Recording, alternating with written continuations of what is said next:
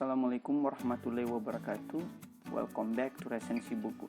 Saat resensi ini ditulis, virus corona tengah menjadi pandemi karena mewabah ke seantero dunia. Di Indonesia sendiri, pasien tiap hari melonjak dan telah menyentuh angka ratusan. Mungkin hari ini telah ribuan. Banyak yang pesimis, banyak pula yang optimis berlebihan sehingga melempar meme di sosial media mengenai virus corona. Meme inilah kemudian disebut sebagai virus akal budi. Benarkah virus corona begitu mematikan? Tidak lebih burukkah dampak yang ditularkan oleh virus akal budi mengenai virus corona? Baiklah, mari kita bahas sama-sama buku mengenai meme atau virus akal budi yang ditulis oleh Richard Brody pertama kali sejak tahun 1996. Terjemahan Indonesia sendiri yang saya baca diterbitkan oleh Kompas Gramedia pada tahun 2005 hingga cetakan ketiga pada tahun 2014. Buku setebal 320 halaman ini kemudian tersusun ke dalam 12 bab. Akal budi didefinisikan sebagai akal yang digunakan manusia untuk menentukan mana yang baik dan mana yang buruk, mana yang benar dan mana yang salah. Ya, memang itulah perang akal, yaitu mengabstraksi pengetahuan yang diterimanya kemudian memberikan penilaian terhadapnya. Namun, akibat tsunami informasi yang mendera umat manusia dikarenakan perkembangan teknologi informasi, kita kemudian mengalami krisis akal budi. Kita langsung memilih tanpa memilah. Kita langsung men-sharing sebelum mensaring. Walhasil, kemampuan menilai kebaikan dan keburukan mengalami gangguan, sehingga lahirlah krisis akal budi. Kata meme pertama kali dicetuskan oleh pakar biologi Richard Dawkins dalam bukunya The Selfish Gene pada tahun 1976. Lebih lanjut, Dawkins mendefinisikan meme sebagai unsur dasar penyebaran atau peniruan budaya. Memetika kemudian menjadi ilmu yang khusus membahas tentang meme. Meme sangat erat kaitannya dengan virus akal budi, karena dari gagasan itulah penyebaran dan peniruan budaya bermula. Baik meme mengenai virus corona ataupun meme majalah Tempo tentang foto Jokowi merupakan virus gagasan yang mudah tersebar ke dalam otak manusia. Dan secara sukarela, manusia yang dihinggapinya juga ikut menyebarkan meme tersebut. Virus sendiri adalah organisme yang sifatnya menyusup dan memanfaatkan organisme lain untuk dapat menggandakan diri. Virus muncul di 3 dunia yang berbeda. Di hayati, di komputer, dan pikiran. Di hayati, ia mempengaruhi gen berada dalam sel dan mengancam DNA. Di komputer, ia disebut virus komputer, mempengaruhi perintah mesin, berada dalam komputer dan mengancam bahasa mesin. Sementara di pikiran, ia disebut sebagai virus akal budi, mempengaruhi melalui meme, berada dalam akal budi manusia dan mengancam pengetahuan yang tersimpan di akal budi. Evolusi kemudian terjadi akibat adanya entropi dan informasi. Evolusi bukanlah rekayasa, melainkan suatu penggandaan atau penyesuaian kepada organisme inangnya. Evolusi spesies ini sesuai dengan kata Darwin akan selalu beradaptasi untuk mempertahankan eksistensinya. Survival of the fittest. Itulah mengapa Dawkins menyebut gen pada dasarnya egois.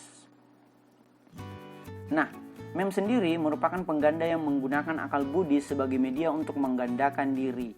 Evolusi meme terlaksana karena akal budi kita cekatan dalam menggandakan dan memperbarui gagasan, perilaku, lagu, bentuk, struktur, dan sebagainya.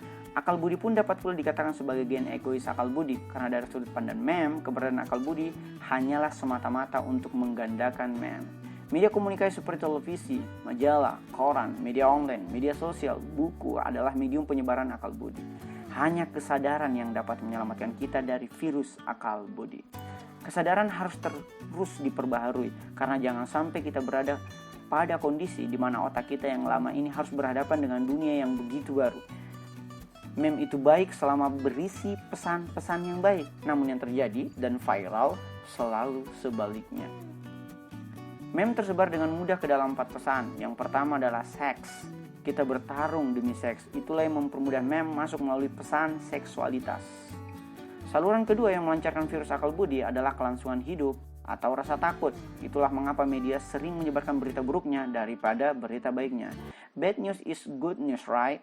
Saluran ketiga adalah makanan. Inilah alasan mengapa kebanyakan orang rela melakukan segala cara agar dapat mengisi perutnya. Kemarin sudah kita bahas nih di Eating Animals. Sementara saluran terakhir adalah agama. Ini pula alasan mengapa meme seringkali dikaitkan dengan agama, karena agama adalah isu yang paling sensitif untuk meningkatkan primordialisme manusia. Ingat tentang gerakan nomor-nomor cantik itu kan? Itu menggunakan meme yang membangkitkan agama. Jika akal budi manusia telah terjangkit secara kolektif, disitulah virus akal budi telah berkembang menjadi virus budaya. Adapun media massal yang mempercepat penyebaran dan penggandaan virus budaya adalah televisi, periklanan, jurnalistik, teori konspirasi, pemerintah, pasar gelap, negara yang demokratis, semua orang dapat berbicara misalnya, dan tentu media sosial dan grup pesan instan.